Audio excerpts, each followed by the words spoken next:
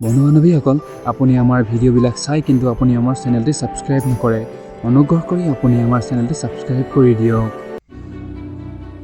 তুমি কিছু দিন, কিছু সপ্তাহ, কিছু মাহৰ কাৰণে তুমি হেৰাই যাব লাগিব প্ৰত্যেকৰ চকুৰ আগৰ পৰা। যেতিয়া তুমি বাহিৰৰ পৃথিৱীত ভৰি ৰাখা, তেতিয়া তোমাৰ বিষয়ে সম্পূৰ্ণ পৃথিৱীয়ে জানক। তুমি এজন এথলীট হোৱা, ফুটবলাৰ হোৱা, ক্ৰিকেটাৰ হোৱা, ষ্টুডেণ্ট হোৱা, APSC এস্পাইৰেণ্ট হোৱা, এজন আপকামিং ইউটিউবাৰ হোৱা বা এজন সাধাৰণ মানুহ। মই তোমালোক সকলোকে ক'ব বিচাৰোঁ, এই ভিডিঅ'টি চোৱাৰ পাছত কমেণ্টত শপত ল'বা যে আজি যি মই পজিশ্যনত আছোঁ, কালিলৈ আৰু কিছু মাহৰ পাছত সেই পজিশ্যনতকৈ বহু ওপৰত থাকিম। তুমি বহু উন্নতি কৰি থাকিবা। তুমি যেতিয়া এটা কঠিন পৰিস্থিতিৰ পৰা বাহিৰলৈ ওলাই আহা, অলপ চকুপানী উলিওৱাৰ পাছত, ভঙা হৃদয়ক বুজোৱাৰ পাছত এটা বাহিৰৰ পৃথিৱীত ভৰি ৰাখা, তেতিয়া সকলোৰে চকু তোমাৰ ওপৰত থাকে। প্ৰত্যেকেই তোমাক চাই থাকে। তোমাৰ ৰিয়েকশ্যন জনাৰ পাছত, তাক জাজ কৰাৰ পাছত তোমাৰ ভাল বা বেয়া বা বেষ্ট নামেৰে জানিব পাৰে। আমি এখন বেলেগ, ডাঙৰ, চিঞৰ বাখৰ কৰা সমাজত জীয়াই আছোঁ। এই ঠাইত নিজৰ বাবে বস্তুবিলাক ঠিক কৰাৰ এটাই উপায় আছে। সেইটো হৈছে এনে সমাজ আৰু দৌৰা-দৌৰি জীৱনৰ পৰা অলপ দূৰ হৈ যাওক। কেতিয়াবা আপুনি নিজৰ সকলোবিলাক ছ'চিয়েল মিডিয়া এপছ ডিলিট কৰিব লগা হ'ব পাৰে। কেতিয়াবা আপুনি দূৰলৈ যাব লাগিব, সেই খেলৰ পৰা যাক তুমি এনজয় কৰা। কেতিয়াবা তুমি নিজকে gym, study room, training ground, study বা ৱৰ্কিং স্পেচত বন্ধ কৰি ল'ব লাগিব। সকলো ডিষ্ট্ৰেকশ্যনত নিজৰ পৰা দূৰ কৰি মাত্ৰ নিজৰ ওপৰত ফ'কাছ কৰিব লাগিব। প্ৰত্যেক ব্যক্তিক ভাল ভাগ্য লাগে। প্ৰত্যেকেই সফল হ'ব বিচাৰে। প্ৰত্যেকক গাড়ী, ঘৰ আৰু পচন্দৰ বস্তু লাগে। কিন্তু কোনোৱেই নিজ ডিষ্ট্ৰেকশ্যনৰ পৰা বাহিৰলৈ ওলাব নিবিচাৰে। কোনোৱে নিজকে জিমত, ৱৰ্ক স্পেচত বন্ধ কৰিব নিবিচাৰে, য'ত সি 4 মাহ, 5-8 মাহ নিজৰ ওপৰত আৰু নিজৰ কামত ফ'কাছ কৰিব পাৰে। নিজৰ ভাগ্য কেনেকুৱা হ'ব? কিছু সময়ৰ কাৰণে তুমি প্ৰত্যেকটো ডিষ্ট্ৰেকশ্যনক নিজৰ পৰা দূৰ কৰি দিয়া। কেনেকুৱা হ'ব যদি তুমি পৃথিৱীৰ চকুৰ পৰা দূৰত থাকি সপোনৰ ওপৰত কাম কৰা আৰম্ভ কৰি দিয়া আৰু মাত্ৰ নিজৰ ওপৰত ফ'কাছ কৰা? তেন্তে ভাবা আৰু নিজকে উত্তৰ দিয়া, কি তুমি বেলেগৰ পৰা দূৰত থাকি নিজক সফল বনাব বিচাৰানে? তুমি এই পৃথিৱীলৈ কিয় আহিলা? তোমাৰ লক্ষ্য কি? এইটো তুমি জানিব লাগে, কিন্তু নাজানা।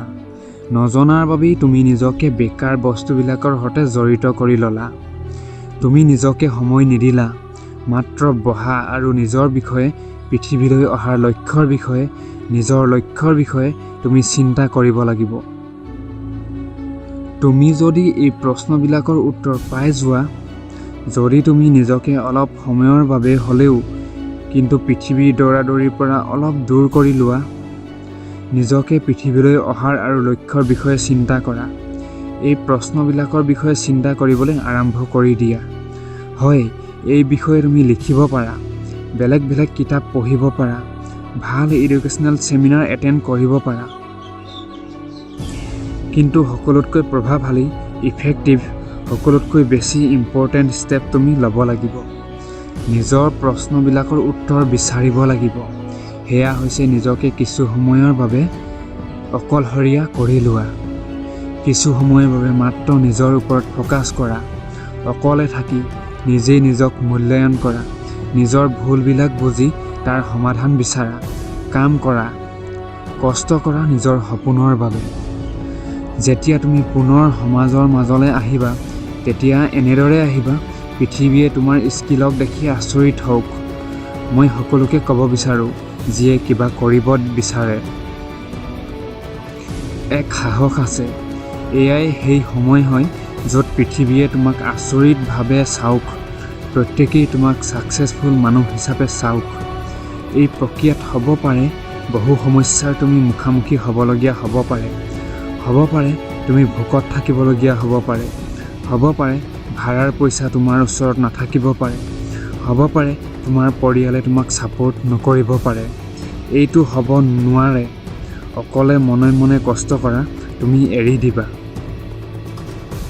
এইটো হ'বই নোৱাৰে য'ত তুমি কষ্ট কৰা এৰি দিবা। তুমি নিজকে এই কথাৰ সন্মতিও দিব লাগে। নিজৰ অকলশৰীয়াৰ লগত সেই খালী ৱৰ্ক স্পেচত নিজকে বন্ধ কৰি লোৱা, য'ত তুমি নিজৰ আৰু লক্ষ্যক বাদ দি বেলেগ কাকো নেদেখা, য'ত তুমি নিজৰ ভাগ্যৰ তলাৰ চাবি বনাব পাৰা। এই সময় হয় নিজৰ সফলতাক বুজাৰ, নিজক আইনা দেখুওৱাৰ। এইটো সময় হয় নিজৰ সত্যক জনাৰ। এই সকলোৰে পাছত নিজকে এই সত্য কোৱাৰ যে মই যদি এনেকৈ থাকোঁ, মই যদি নিজকে নহলাওঁ, ভাল কৰাৰ আৰম্ভণি নকৰোঁ, যদি মই এতিয়াও 6 পৰা 8 ঘণ্টা ষ্টাডি কৰাৰ আৰম্ভণি নকৰোঁ, তেন্তে মোৰ ফিউচাৰ শেষ হৈ যাব। মই দুখীয়া হৈ থাকিম, মোৰ সকলো সপোন ভাগি যাব। এটা বিশেষ কথা যিটো তুমি জানি ল'ব লাগে, সেইটো এয়াই, যিমান লোকে নিজকে সলালে, ট্ৰান্সফৰ্ম কৰিলে, শক্তিশালী কৰিবলৈ সিদ্ধান্ত ল'লে, তেওঁলোকে অকলে আৰু মনে মনে মাত্ৰ নিজৰ ওপৰত ফ'কাছ কৰিবলৈ লৈছিল। যিসকল ডাঙৰ ব্যক্তিক তুমি ফ'ল' কৰা, সেইসকলৰ আদৰ্শ গ্ৰহণ কৰা, তেওঁলোকৰ সফলতাক চোৱা, তেনেকৈ হোৱাৰ চিন্তা কৰা। কিন্তু সেই এটা কথাৰ ওপৰত ধ্যান নিদিয়া, যাৰ কাৰণে তেওঁলোকে আজি তোমাৰ হিৰো। তুমি তেওঁলোকৰ তেজ, ঘাম, চকুপানী নেদেখা, যি তেওঁলোকে এই ভাৰ্জনক বনোৱাৰ বাবে ত্যাগ কৰিছে। তুমি তেওঁলোকৰ ৰাতিৰ টোপনি ত্যাগ কৰি কৰা কষ্টক নেদেখা, যাৰ বাবে আজি তেওঁলোক তাত আছে, য'ত প্ৰত্যেক ব্যক্তিয়ে সেই ঠাই পাব বিচাৰে, যাৰ কাৰণে তেওঁ আজি তেওঁ হয়, যি প্ৰত্যেক ব্যক্তি বনিব বিচাৰে। জীয়াই থকা আৰু জীয়াই থকাৰ উদ্দেশ্য নজনা, এইটো পৃথিৱীত মানুহৰ সকলোতকৈ বেয়া আৰু সকলোতকৈ বেছি মন দিব লগা কথা হয়। এটা লক্ষ্যবিহীন জীৱন একো কামৰ নহয়। এনেকৈ জীয়াই থকাটো জীৱন হয় জানো, য'ত তুমি বেলেগৰটো বাদ দিয়া নিজৰো কাম আহিব নোৱাৰা?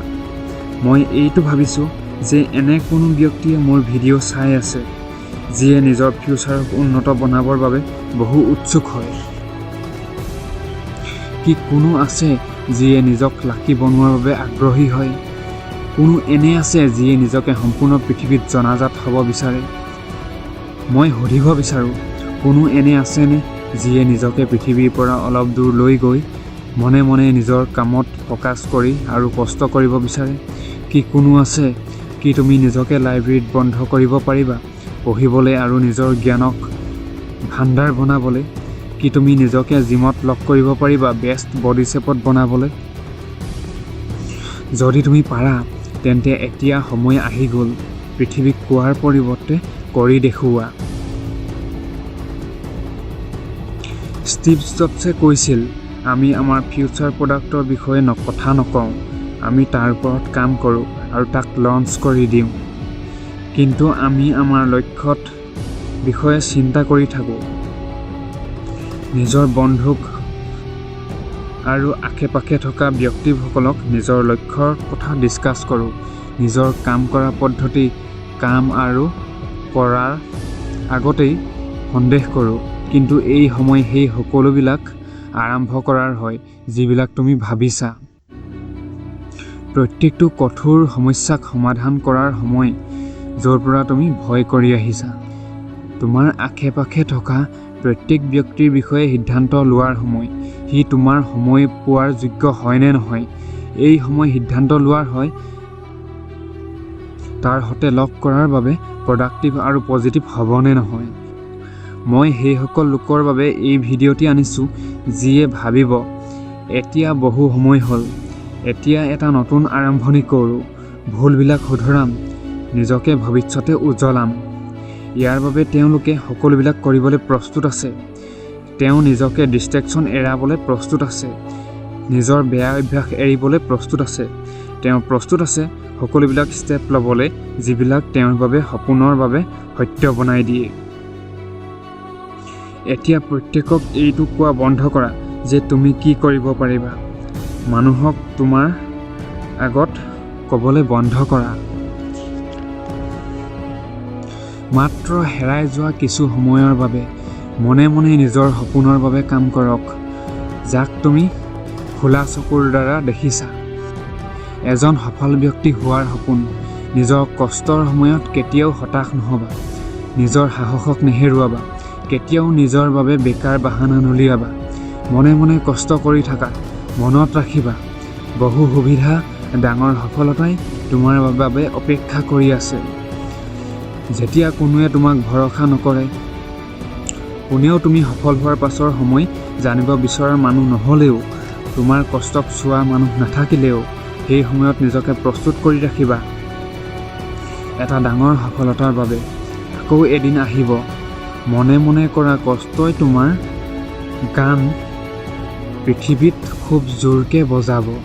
ভিডিঅ'টিত যদি মটিভেশ্যন পালে তেন্তে চেনেলটি ছাবস্ক্ৰাইব কৰক, ভিডিঅ'টি লাইক কৰক, মনৰ কথা কমেণ্ট কৰক আৰু নিজৰ বন্ধু বান্ধৱীসকলৰ লগত ভিডিঅ'টি শ্বেয়াৰ কৰক। শুনি থাকক D.G লাইফ মটিভেশ্যন, এটি নতুন জীৱনৰ এক নতুন আশা। ধন্যবাদ। বন্ধু বান্ধৱীসকল, আপুনি আমাৰ ভিডিঅ'বিলাক চাই কিন্তু আপুনি আমাৰ চেনেলটি ছাবস্ক্ৰাইব নকৰে। অনুগ্ৰহ কৰি আপুনি আমাৰ চেনেলটি ছাবস্ক্ৰাইব কৰি দিয়ক।